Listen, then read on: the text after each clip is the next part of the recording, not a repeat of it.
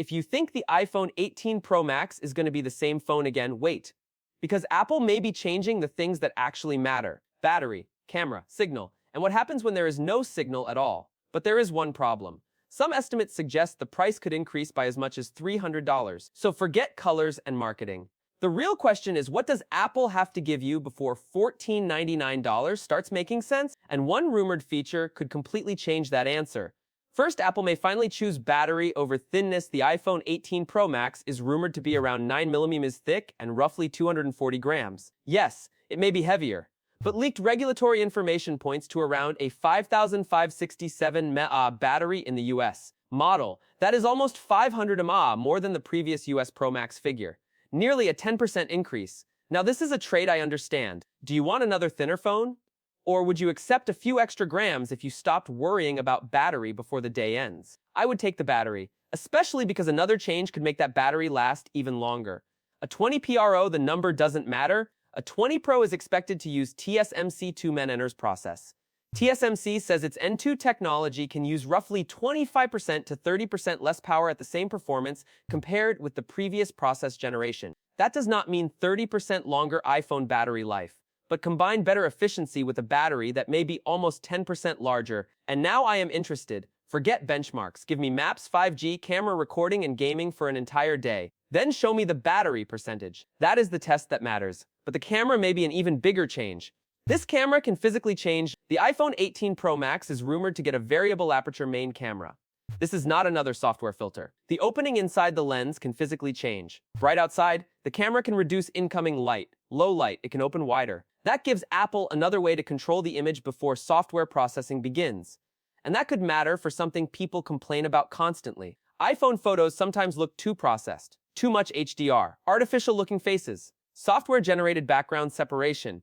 Variable aperture will not remove computational photography. But now Apple may have more physical control over the original image. And I would take that over another meaningless megapixel increase. But there is another camera fix. Zoom could finally get better where IT actually fails. The telephoto camera is also rumored to get a wider aperture. More light reaches the sensor. That matters indoors, at concerts, at night, at sunset. Those are exactly the situations where smartphone zoom starts falling apart. I do not need 100x zoom. Give me cleaner normal zoom when the light is bad.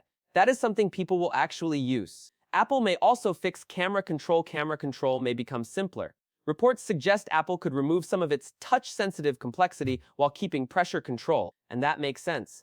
Be honest, how often do you actually swipe across camera control? For many users, it works better as a button than a miniature touchpad. Sometimes removing a feature is the upgrade. Now, the hidden upgrade, C2. The iPhone 18 Pro Max is expected to use Apple's new C2 modem. This matters more than people think. You know what happens with weak signal? 1 bar, nothing loads, the phone gets warm, battery starts dropping. The modem is working hard trying to maintain that connection. So forget theoretical download speeds. I want to see an iPhone 18 Pro Max beside the previous model in a weak signal area. Which one keeps the connection? Which stays cooler? Which has more battery left? That will tell us whether C2 actually matters. But there is a bigger reason I am watching connectivity this year. What if no service doesn't mean no internet? This could be the most important iPhone 18 Pro feature. Reports point toward more advanced 5G satellite connectivity, and the long-term goal goes beyond emergency SOS. The idea is to give the iPhone useful data connectivity when normal cellular and Wi-Fi networks are unavailable. Think about that. You are traveling, driving through a remote area, hiking. Your cellular signal disappears. Today, your normal internet disappears with it. Future satellite connectivity could change that. Now, Apple has not confirmed full satellite internet for iPhone 18 Pro. Carriers, satellites, countries, and service plans all matter. But if Apple demonstrates meaningful satellite data in September, that is bigger than a new camera color. Because it changes what your phone can do when every normal phone says, no service. Would you use it every day? No. But when you actually need it, it could become the most important feature in the phone. Smaller dynamic island. Apple is also expected to move part of Face ID underneath the display. That could make the dynamic island smaller. Good improvement. But I am not going to pretend this is why you should spend over $1,000. Keep Face ID. Give me more screen. That is enough. Now we need to talk about the part that could destroy the entire upgrade. The $300 problem. Analyst estimates suggest component costs could push the iPhone 18 Pro models significantly higher.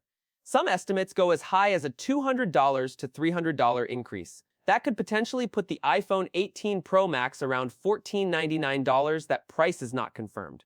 But imagine Apple puts $1499 on the screen. Now, a smaller dynamic island means nothing. New colors mean nothing. Fastest iPhone ever means nothing.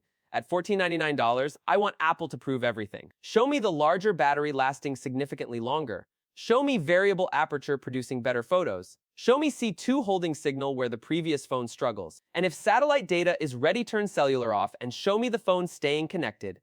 That is how you justify $1499. So is IT actually the same iPhone? From the outside, maybe. But underneath, look at what could change. A battery approaching 567 mAh in the rumored US model. A 2nm A20 Pro variable aperture, a brighter telephoto camera, simpler camera control, a smaller dynamic island, C2 modem, and potentially much more capable satellite connectivity.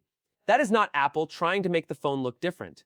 It is Apple trying to fix the things you notice after actually living with the phone. Battery, camera, heat, signal, connectivity. And I would rather have those fixes than another redesign, but only at the right price. Because there is a huge difference between this is Apple's best iPhone, and this iPhone is worth $1499. So answer this. Apple puts the iPhone 18 Pro Max in front of you. Bigger battery, variable aperture camera 2nm A20 Pro, better signal, satellite connectivity.